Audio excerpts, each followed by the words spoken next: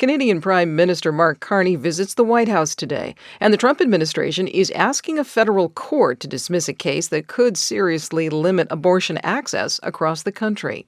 Good morning. I'm Corva Coleman from NPR News, and here are today's top stories. Canadian Prime Minister Mark Carney will visit the White House today for a meeting with President Trump. This follows Canada's national elections last week. Trump's tariffs and threats to take over Canada have angered Canadian voters. In a somewhat surprising move, the Trump administration has asked a federal court to dismiss a case that could seriously limit access to abortion across the country. NPR's Selena Simmons-Duffin reports the action continues a case that the U.S. Supreme Court rejected last year. The case is challenging the Food and Drug Administration's rules about Mifepristone, one of the pills used for medication abortion and for managing miscarriages. Trump's Justice Department has continued with the approach taken by the Biden administration. It asked a federal judge to dismiss the case. Katie Keith is the director of the Georgetown Center for Health Policy and the Law and formerly served on Biden's Gender Policy Council. I would say the jury is still out, essentially, of how aggressive the Trump administration is going to be on medication abortion. She says if they want to restrict access, they have other tools. What remains to be seen is whether, politically, they want to make use of those tools. Selena Simmons-Duffin, NPR News. Defense Secretary Pete Hegseth is ordering the active duty military to reduce the number of four-star generals and admirals by 20%. Hegseth has told the National Guard to get rid of 20% of its top positions, too. Critics worry the U.S. military could lose many of its most skilled top officers.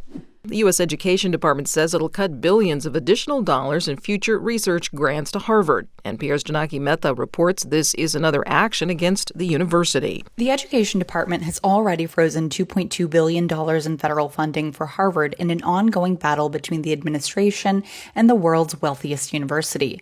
Now it has announced that Harvard will no longer be eligible for future research grants from the federal government until it can, quote, demonstrate responsible management of federal dollars.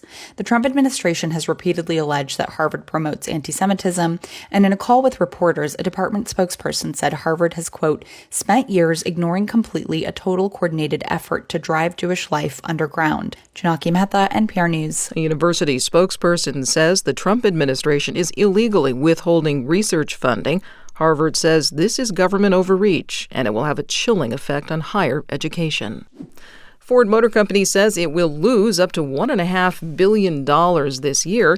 That's because of President Trump's tariffs on the auto industry. Ford officials say they don't think that overall car prices will go up significantly for consumers. But Ford is warning that the economic climate is so uncertain now it cannot release its annual guidance. Last week, General Motors warned that it is preparing for a hit of up to $5 billion from Trump's tariffs. There's increased attention on problems at Newark International Airport.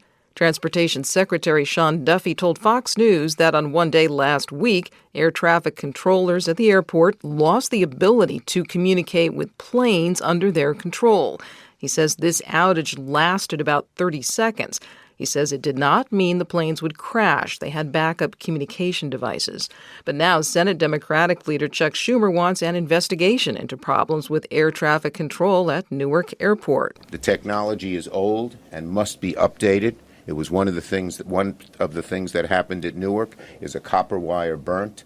Why are we using copper wire in 2025? Have they heard of fiber? Transportation Secretary Duffy says the incident shows that the U.S. has a frail air traffic control system in place.